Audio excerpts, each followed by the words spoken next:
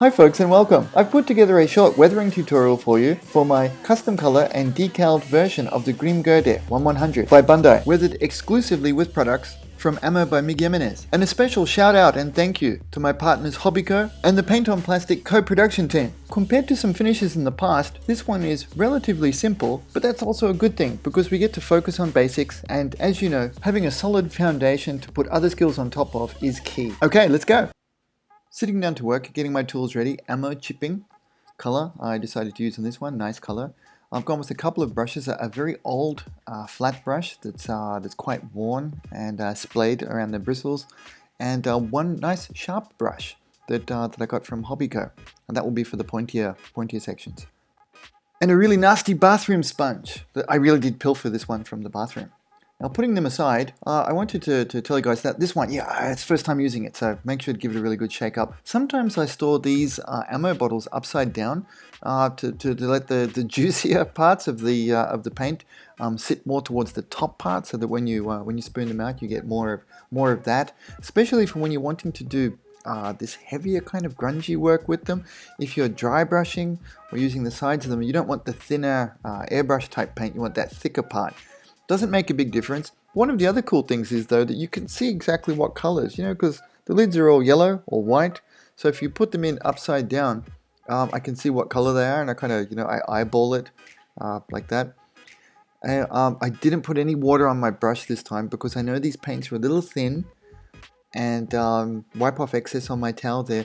Now using the flat edge, you guys have heard me say this before, that I like to use the largest brush possible.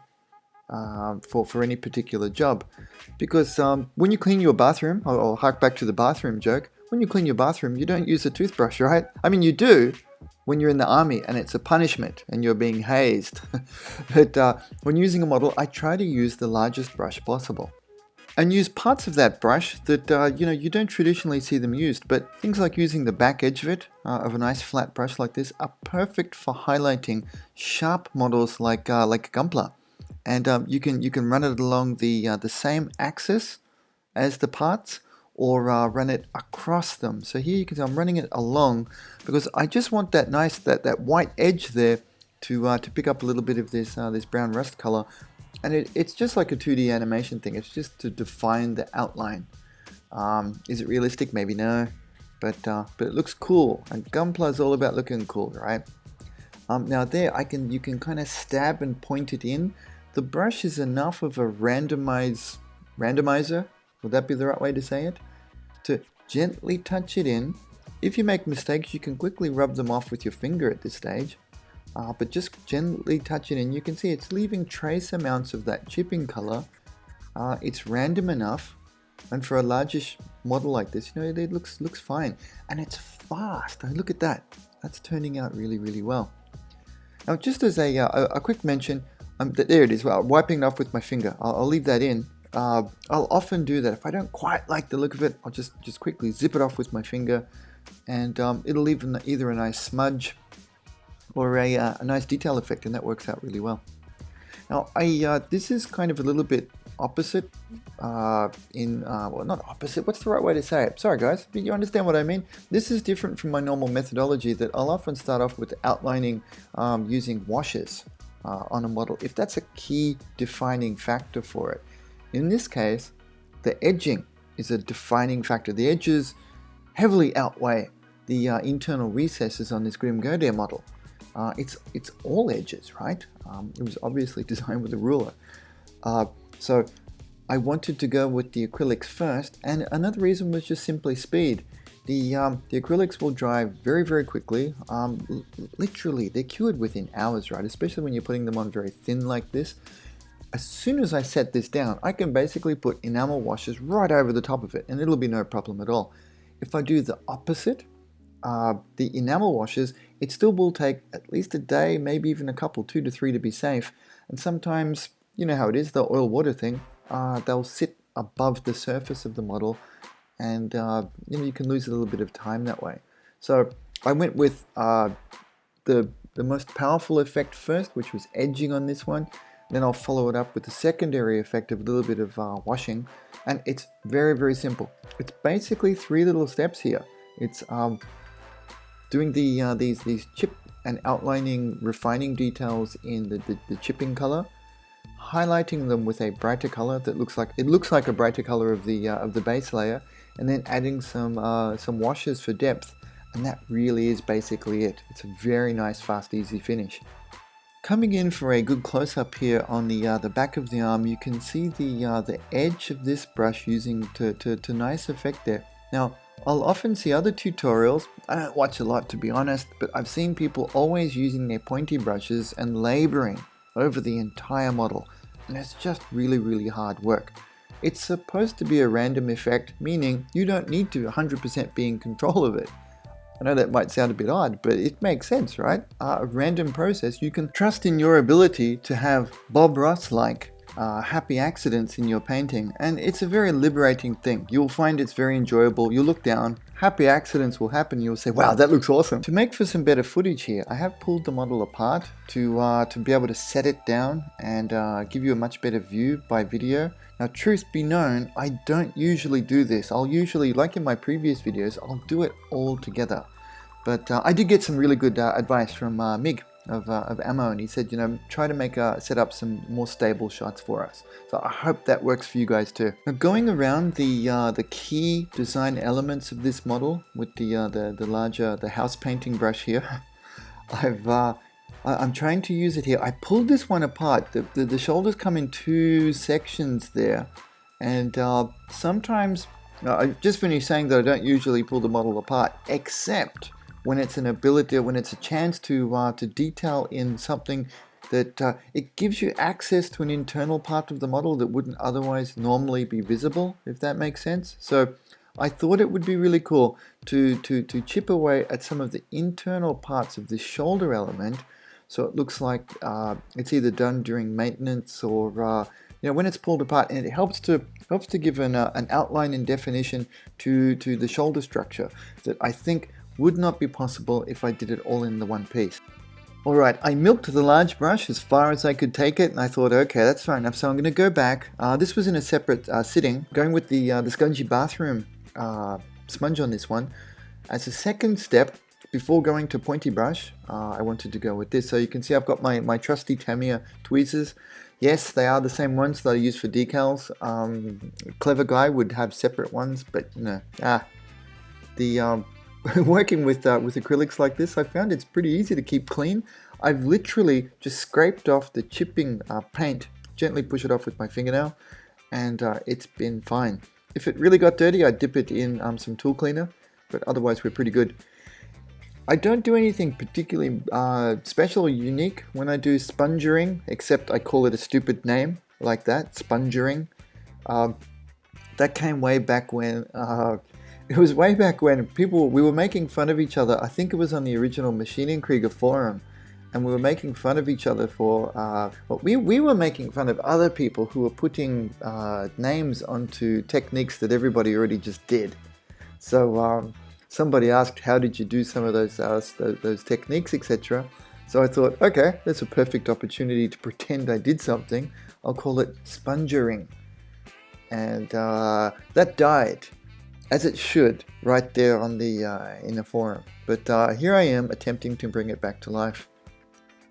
Just like regular dry brushing, you could see I give it a bit of a dip. I get off most of the excess there. It's a little bit of a judgment thing. I use it relatively wet because I like the risk. It seems like fun, and I want it to last for a little while. When I first started out doing this technique, I would make sure it was pretty dry.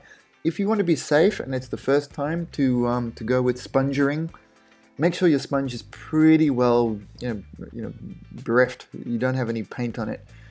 Use it pretty dry. Gradually build up your skill and confidence with it. Now here you can see I'm poking around and then wiping it off. Same deal. That is one of the really cool things. When I did these kind of steps, if I do them with lacquer paints, the finger's not working right. That stuff's on there. With this one here, and I had to wipe off quite a bit because you could see I did have way too much paint on the sponge there. But I did want it thick at the bottom of this white part. I was trying to give it more weight at the bottom half of the armor to make it look cooler there. but it went together pretty well. Here's a reasonable close-up. I'm working on one of the pieces of hip armor, and you can see that I'm trying to work mostly around those pointy, the angular bits there. A nice wipe, you see how that one was clean to fix up. Working with the points here just makes a little bit of sense in some ways, that they're the things that are going to bump into it, but also from an artistic perspective, they're the parts that define the outside of the model. So I went with a little bit of a heavier application there to give the piece a little bit of shape and define the outline. However, I mentioned this later in the video again, but one of the sad things was this was one of the coolest pieces to work on for the Grimgerde design. But sadly, once it's put together in its hero poses, it's just not very obvious on the model. Oh well. Here's a topic that was coming up in the Paint on Plastic, the group on Facebook, and it was what colors to use when chipping and how to choose them. Now, it's not overly important. There's a lot of flexibility in there. I mean, you can use the technique of chipping to portray a lot of effects that may have happened to a vehicle. There could be underlying paint, there could be chipping through to a rust, chipping through to a shiny metallic surface. There's a lot of ways to do it. So I try to steer between realism and an artistic license with them. On this particular build, I've just purely gone with artistic license. Again, it's a very simplistic finish. So on the lighter color surfaces, I've gone with darker chips, used the rust you can see in the top left there. And then on the darker, the metallic parts that I used, I thought let's use silver chips on them. Here you can see I'm using the silver again as a final edge highlight for the front of the feet here, and it really popped. Very easy to do, and looked great on the darker metallic paint here. Coming in with a much brighter version of the base coat, I've used RLM 76 by Ammo by Jimenez. I'm going to do some manual highlighting of the chips to give them a cool 3D effect. I make the paint last a little bit longer by using Transpirator. It's an acrylic additive that it slows down the drying time of the paints, makes them a little bit thinner, reduces the opacity ever so slightly, makes them translucent, but help them to sit nicely on the model as well. When I work with acrylics like this, I like to keep them in nice little piles, and I don't mix everything in one go, because I find that I can go back and fine-tune the mix as I go along. So you can see I added a little bit of water with a nice soft brush there, and I add a little bit of both the transpirator and the paint together, and in between the piles I've made a little working area there, and moving along I can add more to each one of them and fine-tune. Highlighting the chips is when the model will really start to pop. Now, use this effect sparingly. If you go too hard on it, it will make your model look odd and quite dotty. But what you need to do is stay consistent, decide a light source for the model, because in a way of thinking of it, that's what you're doing here. You're creating an artificial light source to make it look as if a bright light source is shining on your model. And it gives an illusion of size, because a very large vehicle, mobile suit like this would have different effects of light playing on it than the small plastic model does. Choose that direction and stay consistent across the whole model. That's very important for the illusion to stay and work. Again, for this model I kept it nice and simple. I decided it to be lit from above and slightly to my right as looking from the front of the model. So I painted the highlights to the chips directly underneath the chips and slightly to the left for any chips that kind of curved around, or if they're on double surfaces like that. But mostly highlighting it underneath as a first stage. If you're trying this out, that will work for you. It will look really cool. Now, getting ready for painting sharp chips, I'll wet the brush so that it doesn't stick to the bristles too much. Acrylic paints are they're a bit nasty like that, in that they'll stick to your bristles and ruin the brush pretty quickly compared to lacquer paints. I know they're not sold like that, but definitely when I use acrylic paints, the brushes take a beating a lot quicker. You'll notice I'm constantly reshaping the tip, and that's again left over from my solely acrylic painting days when I did a lot of Warhammer stuff. Reshaping that point, super important, because this one's the manual chipping. We've got to be getting in there nice and close and sharp and pointy, and making sure the brush isn't overloaded with paint. This one, it's a little bit tedious because you need enough paint on the brush for it to flow, but not too much so that you're flooding the model. A little bit of trial and error there. I had some of the extender out, this transpirator, So I took out some more of the chipping color to add in some more manual scratches and chips. And you can see I'm doing them with the Pointy Brush that I've otherwise not shown so far. Now the benefit of the Pointy Brush, of course, is that you can be very accurate if you've missed any spots, and of course you can put in the longer streaks. And scratches, they take a little bit of practice and you need a steady hand, but they're well worth putting in. But these are one of the techniques that I'll mention that you do need to use some restraint. Don't do too many scratches. The dots and edging is you can go a little bit more crazy with, but the scratches, you need to keep restraint on that. Alright, now giving those acrylics basically no time to dry, I immediately moved on and set up to give it a Starship wash. It's a nice grungy it's a dark greeny brown sort of wash, which looks great on any of these sci-fi mecha. It looked perfect on the Grimgerde. This tone actually does work with my base color pretty well, and I figured if any of my chips were overdone, I could use some of this wash to help tone them down. I thought that might be one good reason to do the wash slightly after. And as you can see, there's just not a lot of places to use it. It's not going to be a wash intensive project, this one, and you guys know using enamel spirits on Gunpla, on Bandai plastic is definitely a careful process. I'm loading the areas with thinner first, and then I'll be dropping the wash into them and allowing the capillary action, I believe that is, to allow the wash to move in. I don't think there's much in either way. I mean, ultimately, if you've got a semi-gloss finish on the model, both will work pretty well.